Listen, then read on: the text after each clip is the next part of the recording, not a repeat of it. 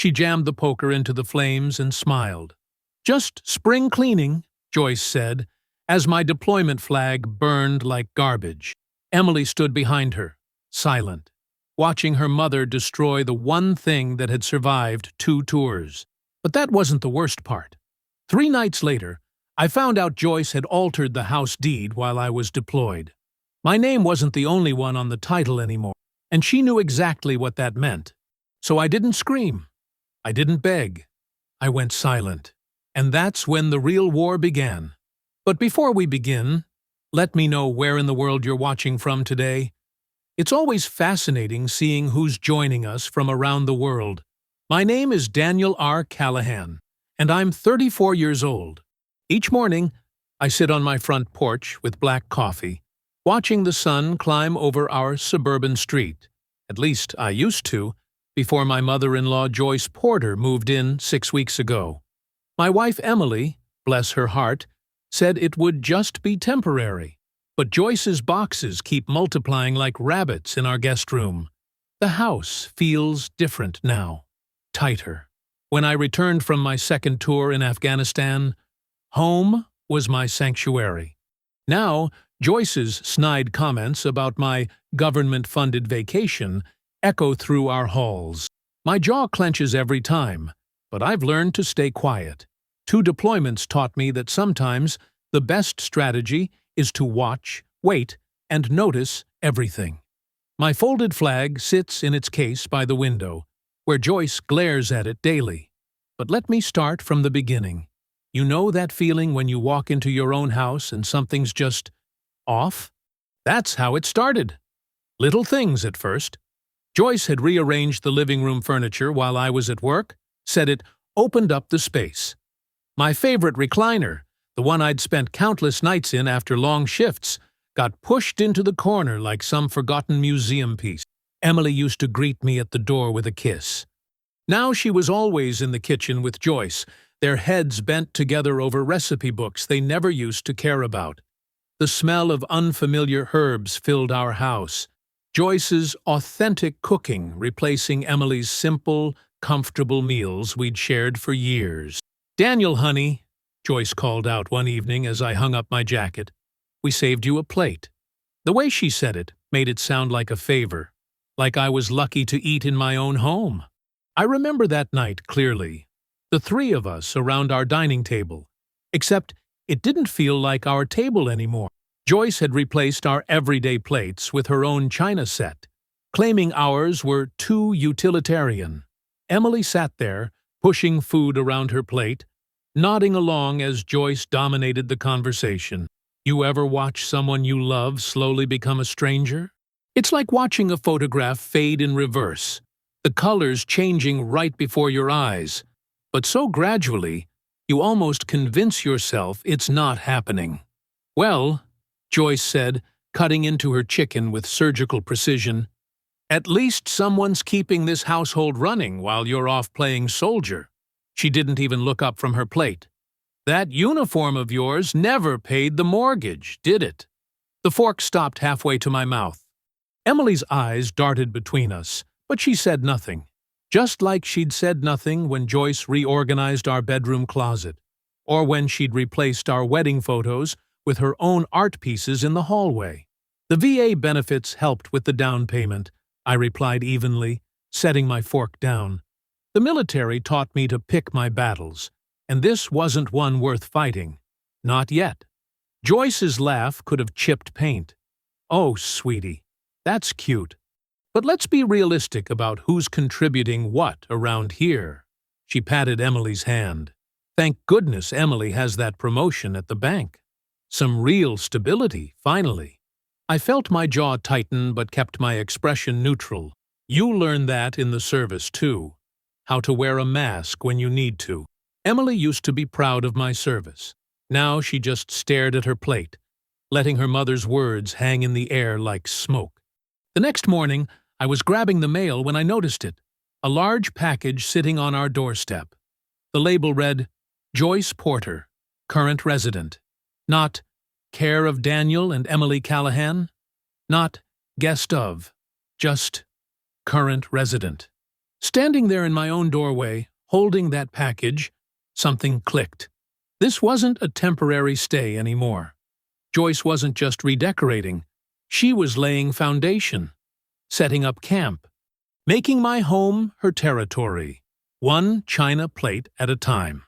I placed the package inside, right next to my deployment flag in its case. The contrast was stark. Her name bold on the brown cardboard, my flag sitting quiet and dignified in its triangle fold. Joyce had positioned a large vase partially in front of it last week. "Just brightening things up," she'd said, with that smile of hers. "You know what's funny about invasion? Sometimes it doesn't come with tanks and gunfire. Sometimes it comes with recipe books and rearranged furniture. Sometimes it wears a mother-in-law's smile and carries a box labeled Current Resident." The smell hit me first, that acrid bite of synthetic fabric burning. I'd caught whiffs like it before, usually after mortars hit camp. But this was different. This was home. This was wrong. I followed the smoke trail into our backyard, my boots crunching on the gravel path Emily and I had laid together that first summer. The evening air was cooling, but heat rolled off the fire pit in waves, and there stood Joyce, poker in hand, prodding at something in the flames. My steps slowed as recognition dawned. The triangular fold was coming undone in the fire, blue field and stars curling into ash. My deployment flag, the one that had watched over our living room since I'd come home, the one that had traveled with my unit through 2 tours, was burning. Joyce turned at the sound of my footsteps. The fire pit's glow caught her face just right, highlighting that practiced smile of hers. You know the kind. The one that says, "I dare you to make a scene." She adjusted her grip on the poker, gave the flag another little nudge. "Evening, Daniel," she said, casual as Sunday dinner. "Just doing a bit of spring cleaning. The place needed freshening up." My training kicked in: assess, breathe, control. The same discipline that kept me steady during firefights now kept my fists unclenched at my sides. I could hear my father's voice. "Son, the loudest man in the room is usually the weakest." The screen door creaked behind me, Emily coming to investigate the smoke. Her footsteps hesitated on the deck. I turned, hoping to see what? Outrage? Understanding? Instead, her face was blank, already shaped by her mother's expectations. "Mom?" Emily's voice carried a hint of question, but no real concern. "What's going on?" Joyce waved the poker dismissively. "Oh, just clearing out some old clutter. That wall could use some proper artwork, don't you think?" Something elegant. I bent down and picked up a scrap of fabric that had escaped the flames. The edge was still warm, the blue now stained with soot. This flag had been there when Rodriguez took that hit, when Martinez made his last call home. It had draped Thompson's casket before his widow insisted I keep it. "For the unit," she'd said. "Emily," I said quietly, holding out the charred piece. "This was my deployment flag." She glanced at it, then away. Quick, like it might burn her too. "It's just a piece of cloth, Daniel." 5 words, just 5. But they hit harder than any IED I'd ever encountered. Because they weren't her words. They were Joyce's, echoing from Emily's mouth like some ventriloquist's trick. The flag was nearly gone now, just fragments of stripe and star floating up with the sparks. Joyce hummed something under her breath, still working the embers like she was tending a garden. Emily stood frozen on the deck, caught between us, but already chosen her side. I turned and walked back inside, that scrap of fabric growing cold in my hand. Down the hall to our home office, my space, for now at least. The bottom drawer of my filing cabinet still had its lock. Inside, behind the folders of deployment papers and unit citations, was a box of Ziploc bags. The charred fabric made a soft scratching sound as I sealed it away, like it was trying to tell me something. Or maybe that was just the blood rushing in my ears, drowning out the voices from the backyard. Joyce's satisfied tone, Emily's nervous laughter. I locked the drawer, tested it twice. Some things you need to keep safe. Some things you need to preserve. Evidence, memories, proof. Through the window, I could see them still standing by the fire. Joyce's arm around Emily's shoulders, both of them watching the last bits of my flag turn to ash. Like they were waiting for something. A reaction, maybe. An explosion. But I'd learned something in the service that Joyce had never figured out. Real power isn't in the bang. It's in the quiet that comes after. In the patience. In the planning. I slipped the key into my pocket and stood there in the darkness of my office, watching them through the window. My hand brushed against the sealed bag, and I felt that rough edge of burned fabric through the plastic. 2 days after the flag burning, I sat in the county records office, staring at paperwork that made my stomach turn. You ever have one of those moments where the ground just drops out from under you? Where everything you thought you knew turns sideways? The clerk, Barbara, according to her nameplate, gave me that look of practiced sympathy they must teach in local government training. I can print you a copy of the current deed, Mr. Callahan. Would you like that? I nodded, my throat too dry for words. The fluorescent lights hummed overhead, making everything feel artificial and sharp. Reminded me of the medical tent during my first tour. That same sterile brightness that somehow made bad news feel worse. Barbara's printer whirred to life. While it worked, I thought back to the early days of our marriage. Emily and I had been so young, so broke. I'd signed some papers letting her handle things while I was deployed. Standard stuff, I thought. Power of attorney, basic protections, the kind of trust you give someone when you think they've got your back. The deed copy came out warm, like it was embarrassed to show me what it contained. There it was, in black and white. Emily R. Callahan, added as joint tenant 4 months ago, while I was still overseas. The signature date hit me like a punch to the gut. February 12th. I'd been pulling extra shifts at the base that week, trying to earn enough hazard pay to surprise Emily with that kitchen remodel she wanted. Is there anything else you need? Barbara asked, her voice softening at whatever she saw in my face. I shook my head, folded the paper carefully, and walked out. The hallway seemed longer than before, each step echoing off the government-issue tile. A janitor was mopping near the exit, and the sharp smell of pine cleaner brought back another memory. Emily and me, laughing as we cleaned our first apartment together. Back when we were a team. In my truck, I pulled out my phone and Googled Joint Tenant Property Rights Illinois. Each search result confirmed what I already knew. With Emily's name on the deed, Joyce had a legal foothold. Can't evict your wife's mother when your wife has equal claim to the property. They'd planned it perfect, hadn't they? Waited until I was half a world away, unable to object. The steering wheel creaked under my grip. My knuckles went white, but I barely noticed. I was too busy remembering all those video calls from deployment.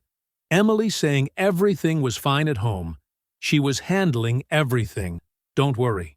Joyce sitting in the background, probably smirking at her phone, knowing what they'd done.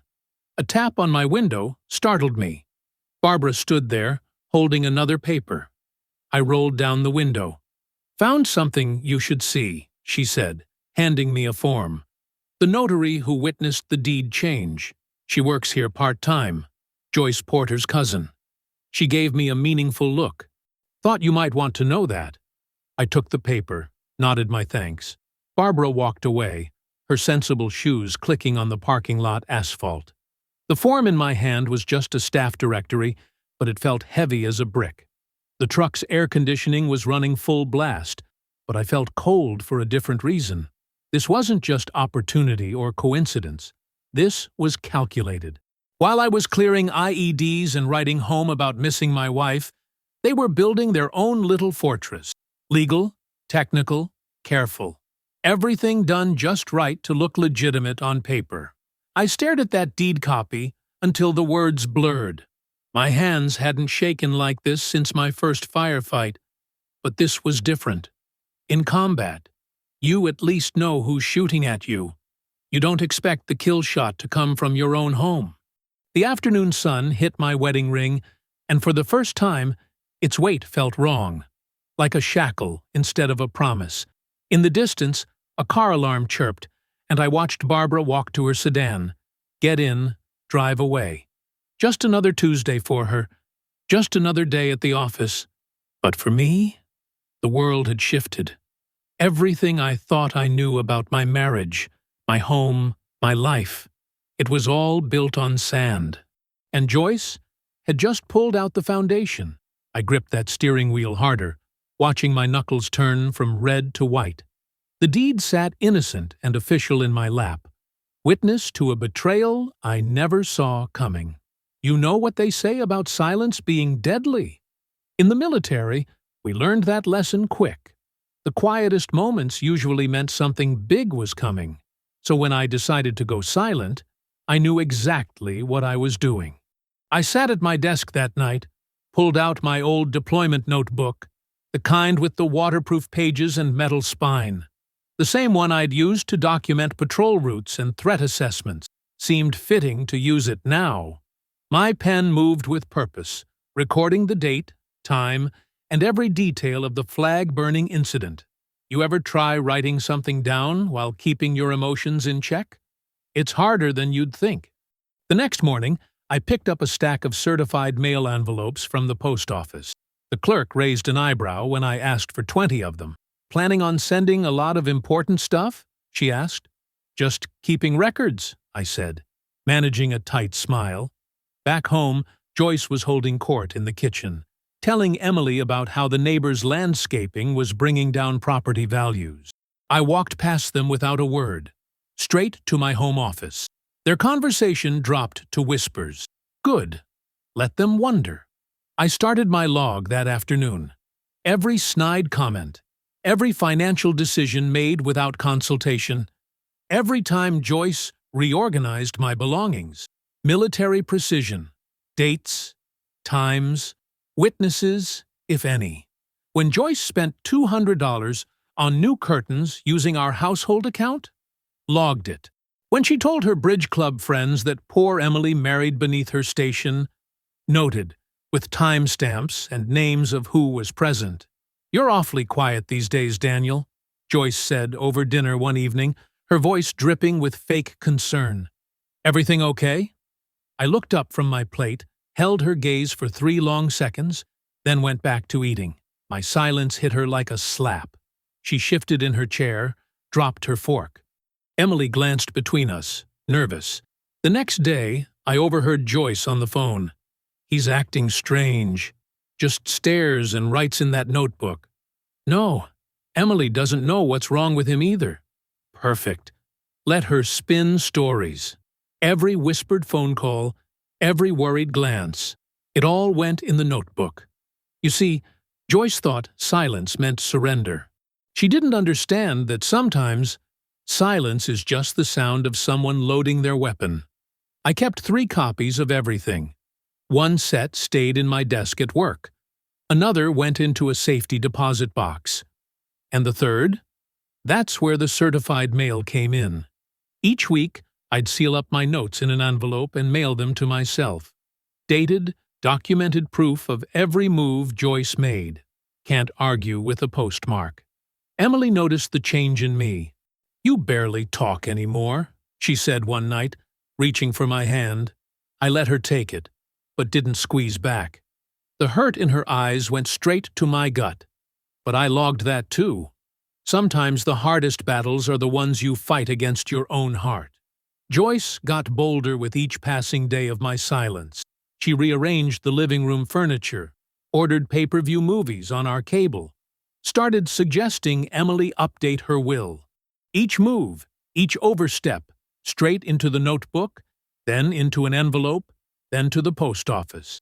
After 3 weeks, I had a stack of self-addressed certified mail receipts thick enough to choke on. Each one a bullet in the chamber, though Joyce didn't know it yet. You want to know the funny thing about paper trails? They last longer than memories, longer than lies, longer than smug grins over burning flags. That morning, I walked out to our mailbox with envelope number 23. The metal flag on the box was bright red against the gray sky, the only flag left on our property now. I slipped the envelope inside, closed the door, and raised that small metal flag up high.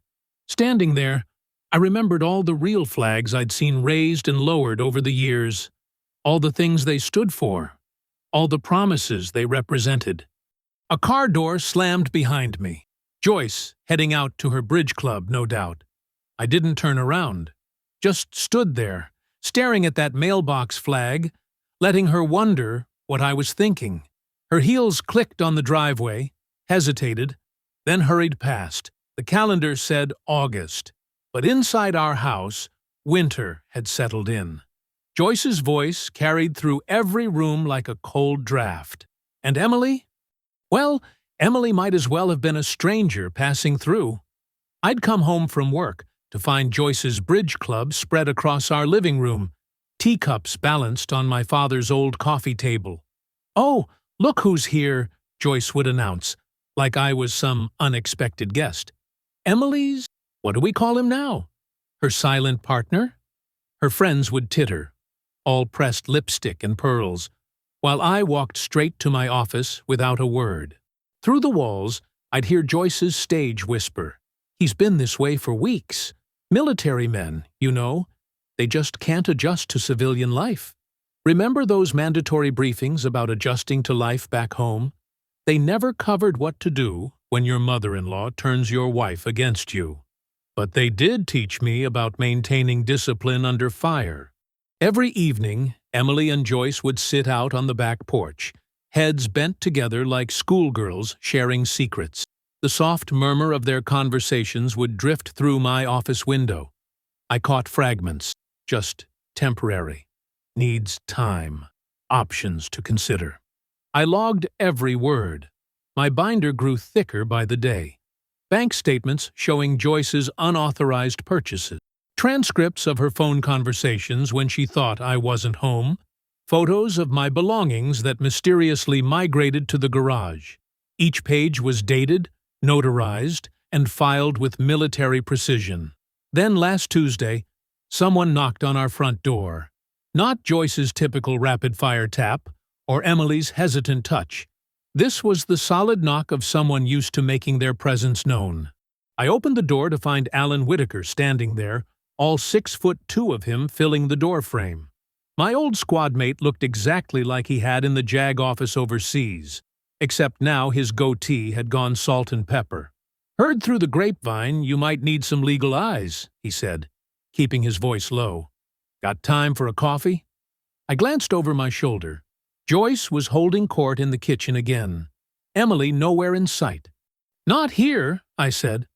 We drove to a diner on the edge of town, the kind of place where the coffee's always fresh, and the waitress calls you hon no matter your age. I had my binder tucked under my arm. "So," Alan said, sliding into the booth, "tell me what's going on." I pushed the binder across the table. Everything's in there. Every receipt, every conversation, every legal document, including the deed transfer they pulled while I was deployed. Alan's eyebrows shot up at that last part. He opened the binder, started flipping through pages. His expression stayed neutral, lawyer's poker face, but his eyes got sharper with each turn. "You documented all this yourself?"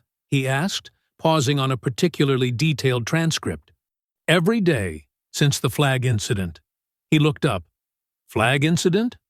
I pulled out my phone, showed him the photo of the charred remains. His jaw tightened. "Combat veterans understand about flags. And your wife sides with her mother. Says I'm being difficult." The coffee in front of me had gone cold, untouched. Alan went back to reading, occasionally muttering legal terms under his breath. After what felt like hours, he closed the binder and sat back. "You know what you've got here?" He tapped the cover with one finger. "You've got yourself a gold mine." I must have looked confused because he leaned forward, voice dropping even lower. "This isn't just a diary, Daniel. This is a documented pattern of psychological harassment. financial abuse, and property interference. The certified mail timestamps alone. He shook his head, impressed. You're sitting on everything we need. Need for what? But Alan just smiled and patted the binder. You've done the hard part. You've built the case. Now let's talk about how we use it. Alan spread a fresh legal pad between us, his handwriting neat and purposeful. Here's what you've handed me, he said, drawing a quick diagram. First, we've got documented evidence of psychological harassment. That's the flag incident and all these recorded comments. Second, financial misconduct through unauthorized use of shared resources. And third, he tapped his pen on the deed paperwork. Property interference executed while you were actively deployed. I sipped my coffee, letting his legal mind work. The diner's fluorescent lights caught the silver in his goatee as he leaned forward. You know what makes this beautiful? The timing.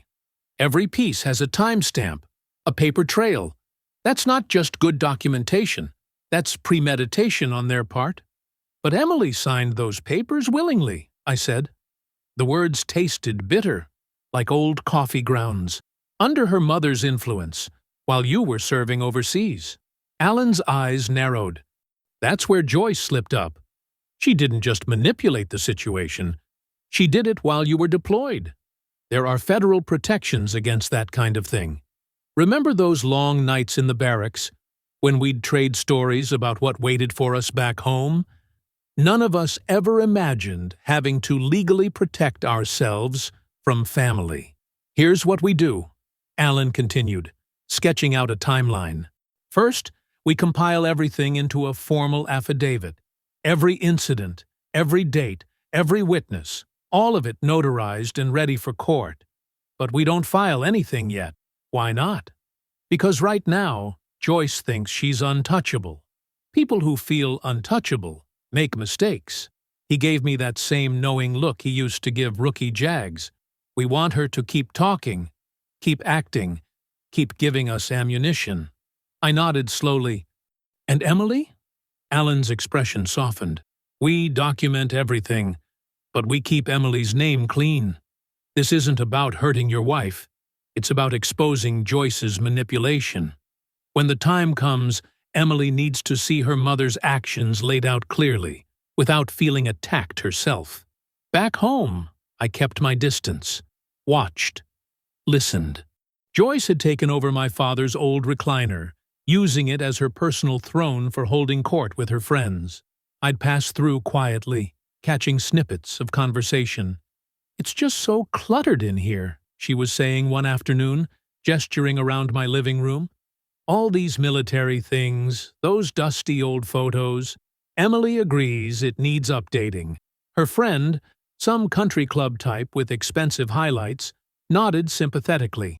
What about that awful gun rack? The one with the hunting rifles? Joyce's eyes lit up. Oh, that's next on my list. Nobody needs weapons in a civilized home. I was just telling Emily yesterday. We could get good money for those online.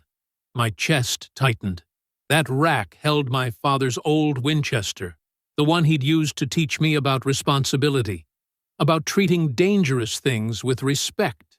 The same lessons that had served me well in uniform. Actually, Joyce continued, lowering her voice conspiratorially, I've already taken some photos. There's this collector's site. I slipped away before I could hear more, my hands clenched at my sides. In my office, I detailed the conversation in my log, then texted Alan. She's targeting Dad's rifle next. His response came quickly. Document everything. Don't intervene yet. That evening, I heard footsteps overhead. The slow, deliberate steps of someone trying to be quiet. I knew those creaks, knew exactly which floorboards made which sounds. Joyce was in the attic, the one place I'd specifically asked everyone to leave alone. Not just because of Dad's rifle, but because of everything else up there. My service medals, my deployment journals, the last birthday card my father wrote me before cancer took him. I stood at the bottom of the attic stairs, listening to her movements above. Each step, each shuffle, each muffled sound of hands touching things that weren't hers to touch. I logged it all mentally, ready to add it to my growing file. You want to know the hardest part of warfare? It's not the fighting. It's knowing when to hold your position, when to let the enemy advance just far enough to spring their own trap. As I stood there, tracking Joyce's movements through my ceiling, I remembered every training exercise that taught me that lesson. The attic floorboards creaked again. Something heavy scraped across the floor. I couldn't sleep that night, so I did what any veteran with too many thoughts does. I scrolled through my phone. That's when I saw it. Right there on the local buy and sell Facebook group. Vintage Winchester Model 70. Excellent condition. Family heirloom ready for a new home. $4,200 OBO. The photos were taken in my attic.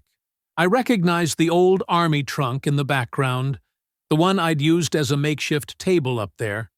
My father's rifle lay across it like a sacrifice, the walnut stock still gleaming from the last time I'd cleaned it. Joyce hadn't even bothered using a different account. She'd posted it right from her profile.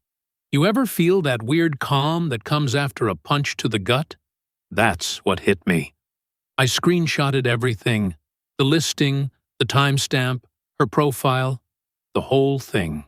Then I watched as people started commenting, asking questions about Providence and paperwork. Joyce answered each one confidently, like she had every right in the world to sell something that wasn't hers. I texted the screenshots to Alan. She finally did it. His response came back almost immediately. Don't delete anything. I'll be there at 0800. The next morning, Alan showed up with coffee and that look he used to get before court-martials. We spread everything out on my office desk. The screenshots, the logs, the deed documents, even that Ziploc bag with the burned flag fragments. 6 months of patience laid out in manila folders and post-it notes. This is textbook, Alan said, tapping the rifle listing. Unauthorized sale of personal property, particularly an inherited firearm, that's criminal intent right there. He shuffled through my logs. Combined with everything else, the flag burning, the deed manipulation during deployment, the documented pattern of hostile living conditions, he looked up at me. You've built yourself an airtight case. What about Emily? I kept my voice steady. But Alan knew me well enough to hear the concern. The evidence speaks for itself, he said. Everything here shows Joyce as the instigator. Emily's involvement looks more like manipulation than malice. That's exactly what we want. We spent the next hour organizing everything into sections, adding tabs and summary sheets. Alan had already contacted a notary he trusted, someone who understood military matters and could handle sensitive documents. One more thing, Alan said, pulling out a fresh legal pad. We need to draft a formal statement about the rifle. When did your father give it to you? Any witnesses still living? I closed my eyes for a moment, remembering that day. Christmas, 1998. Mom was still alive then. She took photos. I've got them in the attic, actually. Dad made me recite all the safety rules before he'd even let me touch it. Perfect. Photos establish timeline and intent. Alan's pen scratched across the paper. Any documentation of transfer? His will. I pulled open my desk drawer, took out the folder I'd kept there since the funeral. Left me all his firearms specifically. Even had it notarized. Alan's eyes lit up. This is better than perfect. Joyce didn't just try to sell your property. She tried to sell explicitly inherited property with clear documentation. He started writing faster. We'll add this to the affidavit. The morning stretched into afternoon.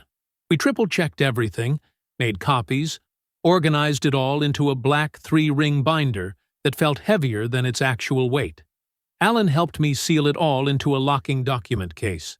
Remember, he said, as I reached for my phone to call the courier, once this starts moving, it moves fast. You ready for that? I thought about my father's rifle, about the flag that used to hang above our fireplace, about all the little pieces of myself I'd watched Joyce try to erase. Been ready for months. The courier service promised same-day delivery. As I hung up, I heard Joyce's voice floating up from downstairs, probably planning her next attack on my home. She had no idea what was coming. Alan squeezed my shoulder. "You did this right, Daniel. Played it smart. Played it legal." I nodded, looking down at the locked case. 6 months of silence and strategy, all sealed up and ready to detonate. Dad would have approved. He always said the best hunters were the patient ones. The courier arrived at exactly 2 p.m. Punctual, like everything else in this operation. Alan and I watched from my office window as the guy in the brown uniform loaded our 2 certified packages into his truck.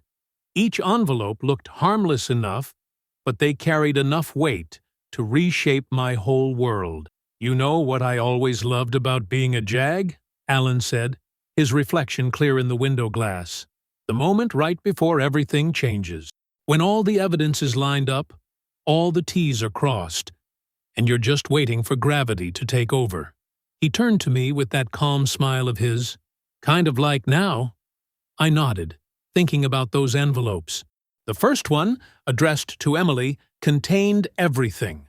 The notarized timeline of Joyce's interference, photographs of the burned flag remains, screenshots of the rifle listing, property records showing the secret deed transfer, and a formal demand for immediate resolution.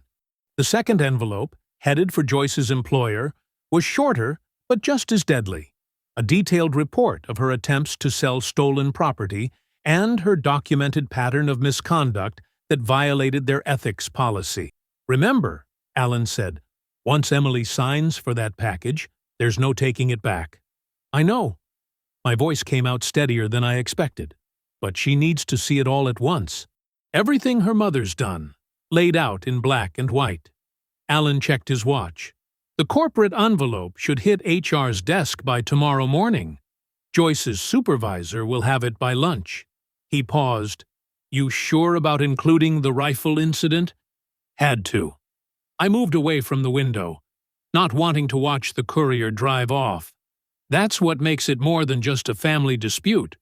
Joyce tried to sell stolen property. Property specifically inherited and documented.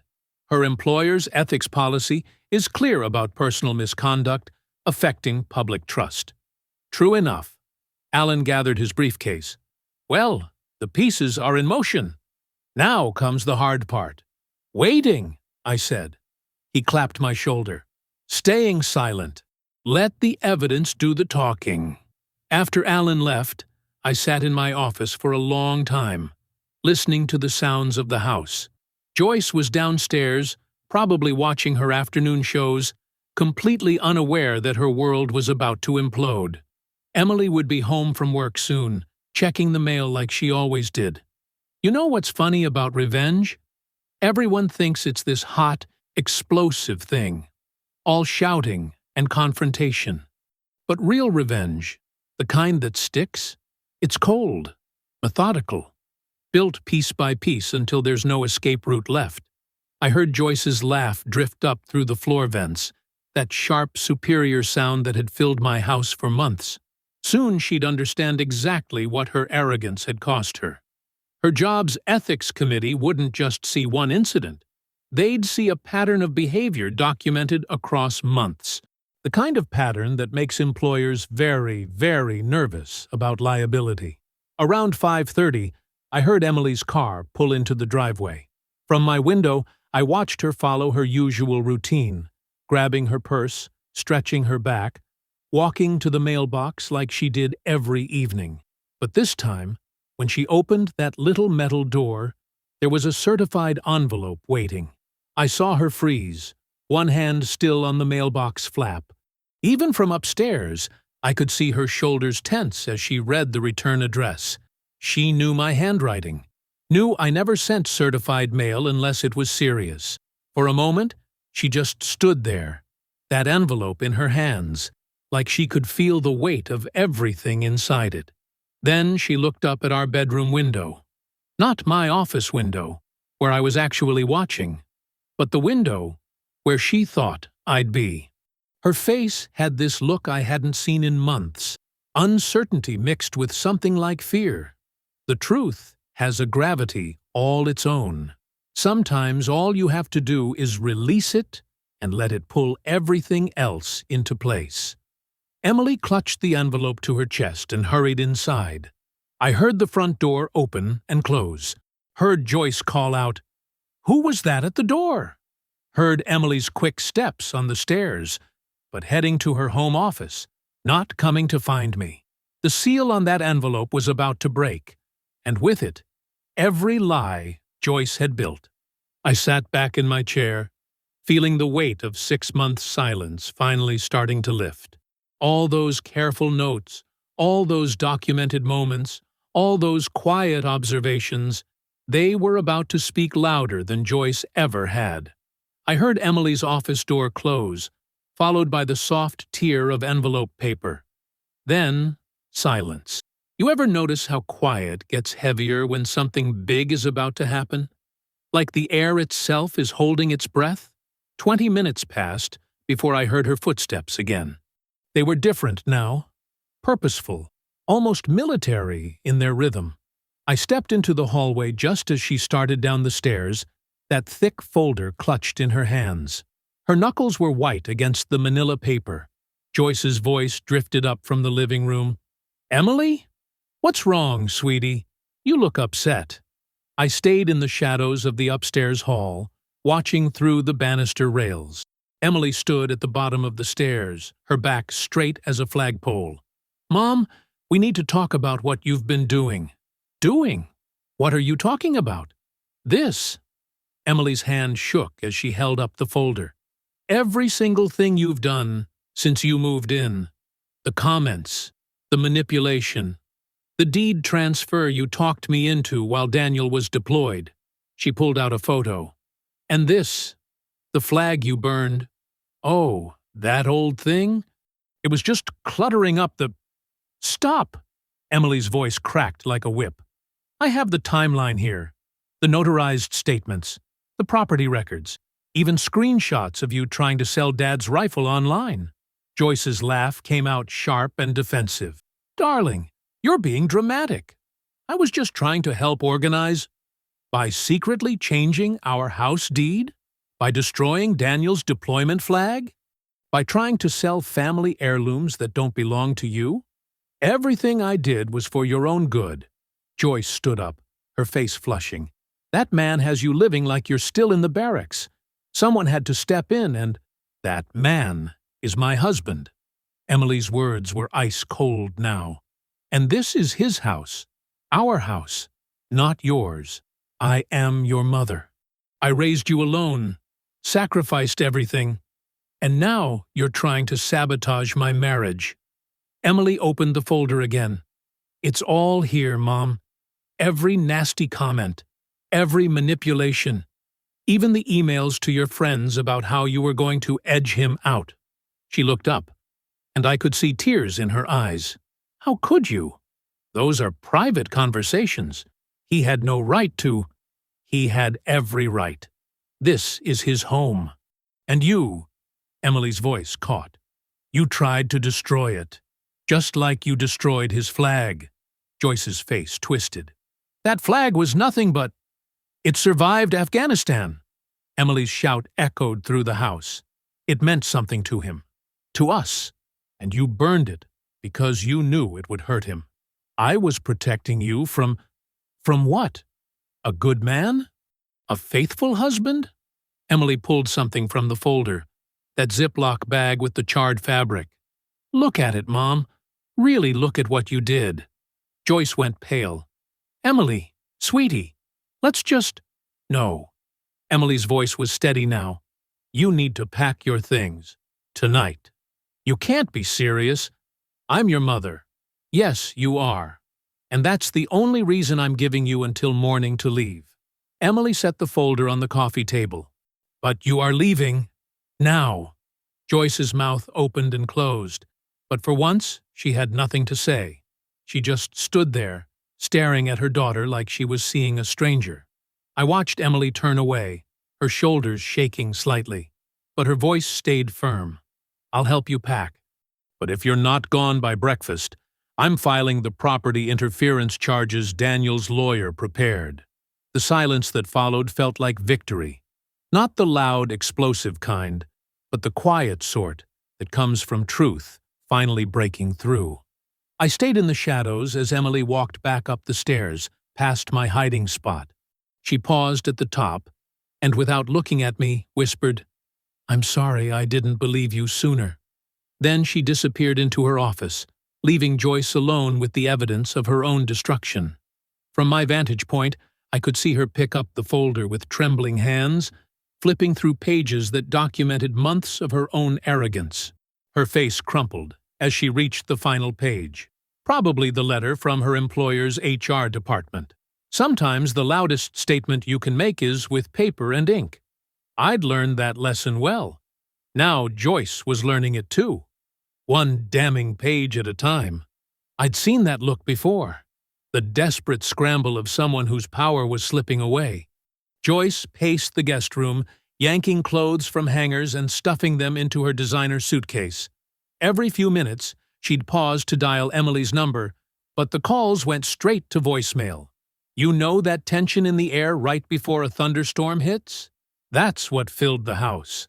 I kept my distance, watching from my home office as Joyce made trip after trip, up and down the stairs, each time looking more frantic than the last. "Emily, please," she called out around sunset, her voice echoing through the hallway. "We need to talk about this rationally." No response. Emily had locked herself in our bedroom, probably going through those documents again. I could picture her there, finally seeing the truth in black and white. All those little betrayals adding up to something she couldn't ignore anymore. Joyce tried a different approach, her voice going soft and wounded. "Sweetheart, you're not thinking clearly. Everything I did was for you. For us. That man has turned you against your own mother." The bedroom door clicked open. Emily stepped out, and I had to smile. She had that same look she got when standing up to bullies in college. Straight spine, steady eyes, quiet strength. "No, Mom," she said. "You did that all by yourself." Joyce reached for her arm.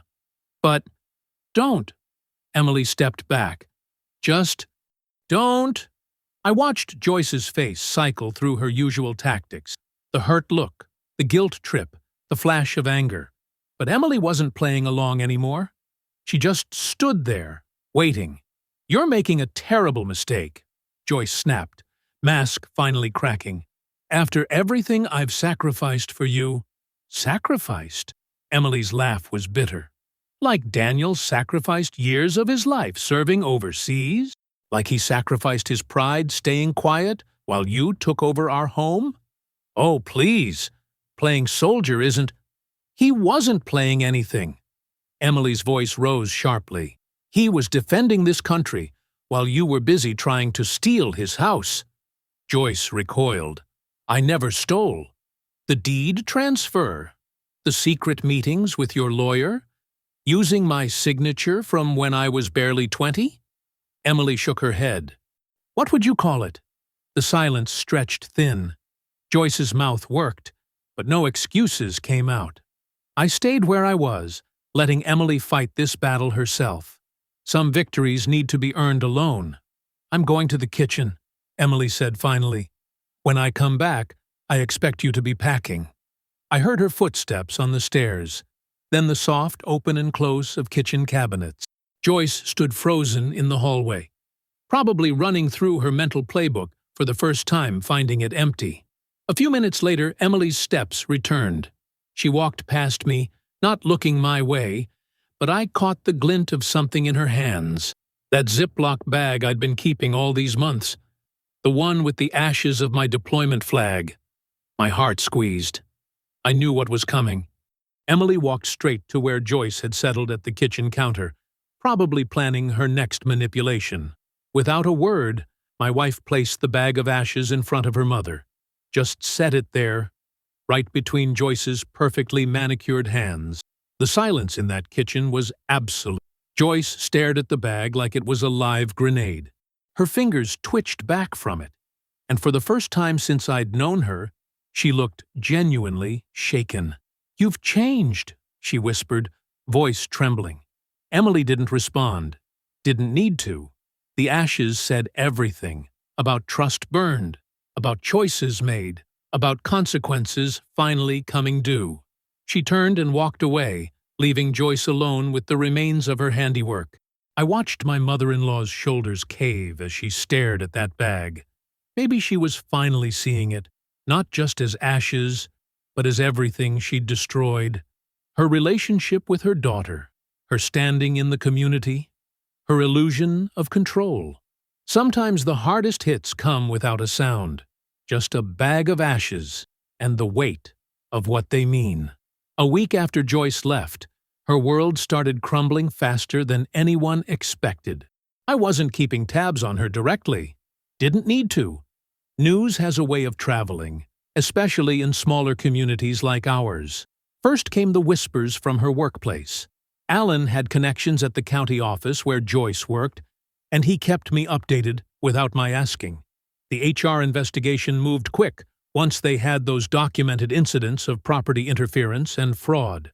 You know how government offices are about public trust. They take that stuff seriously. She's on unpaid leave pending review, Alan told me over coffee one morning. But between you and me, the writing's on the wall. I just nodded, stirring my coffee.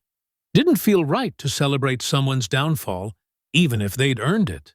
Besides, I had more important things to focus on, like the way sunlight was finally reaching all the corners of our house again.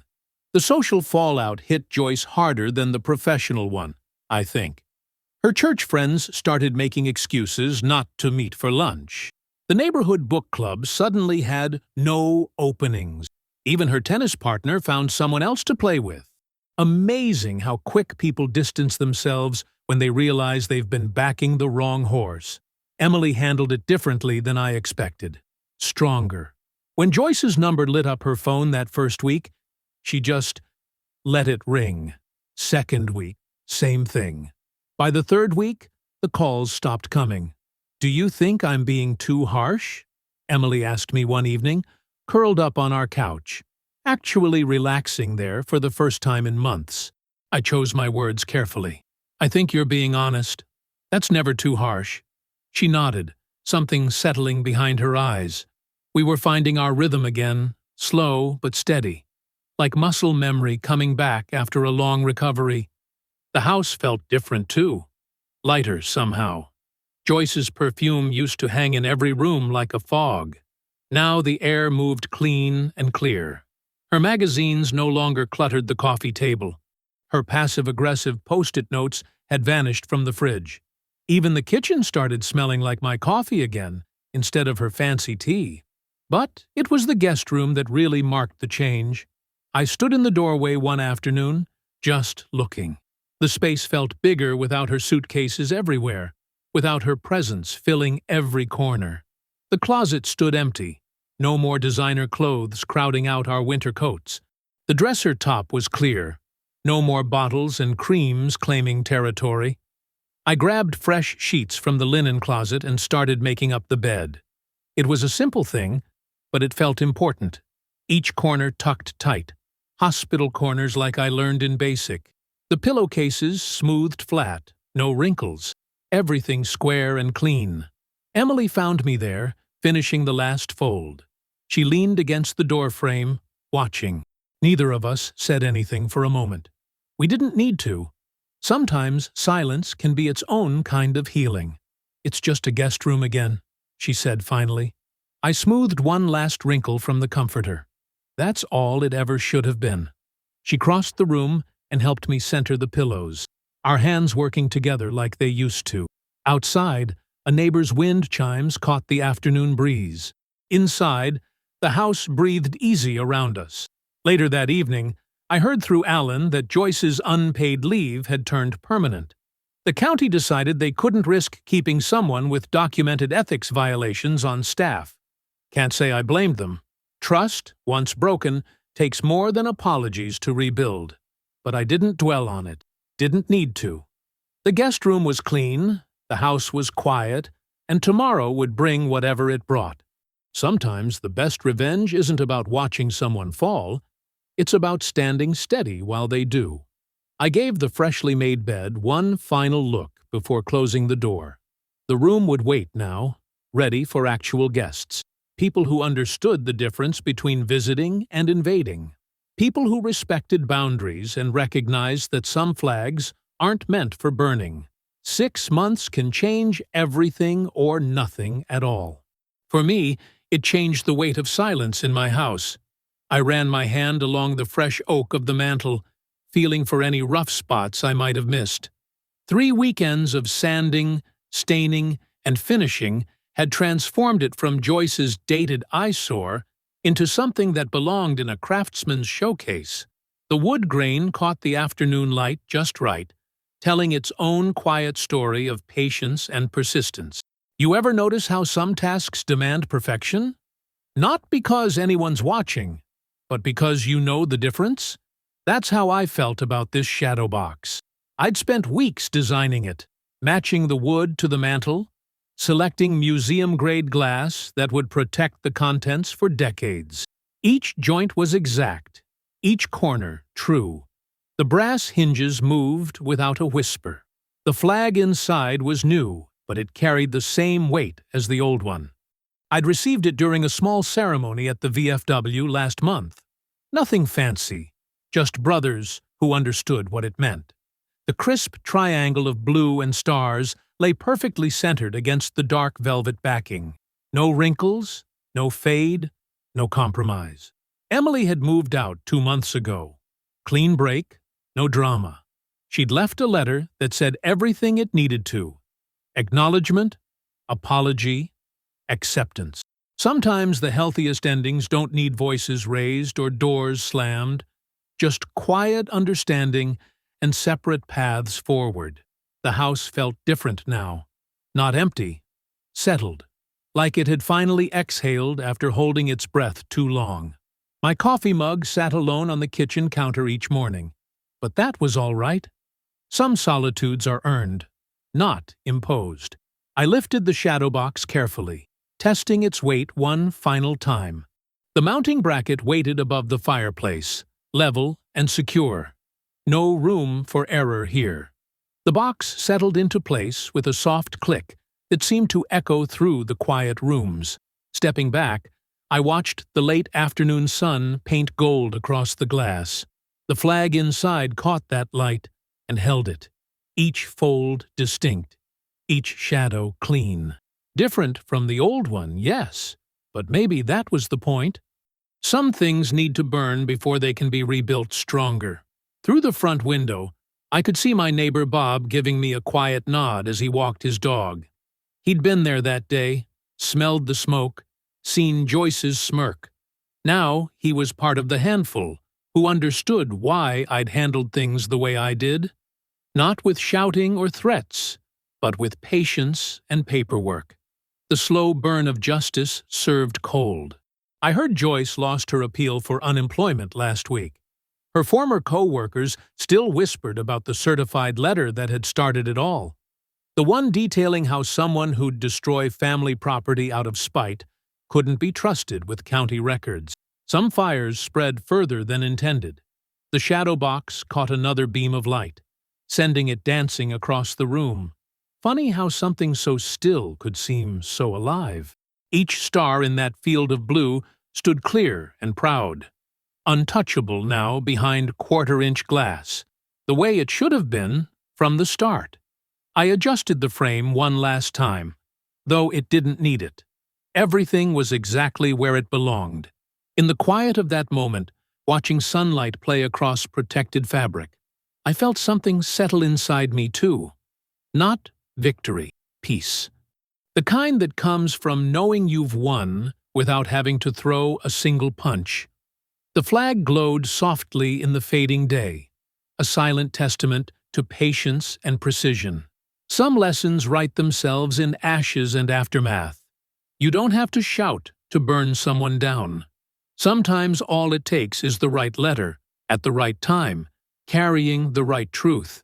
Standing there in my reclaimed quiet, I raised my coffee mug in a small salute to the flag above my fireplace, to the lessons learned and the peace earned. to the understanding that some victories don't need a sound. I believe stories like this find us for a reason. If this one touched you, please subscribe. I share a new one every day, and tomorrow's might be the one your heart's been waiting for.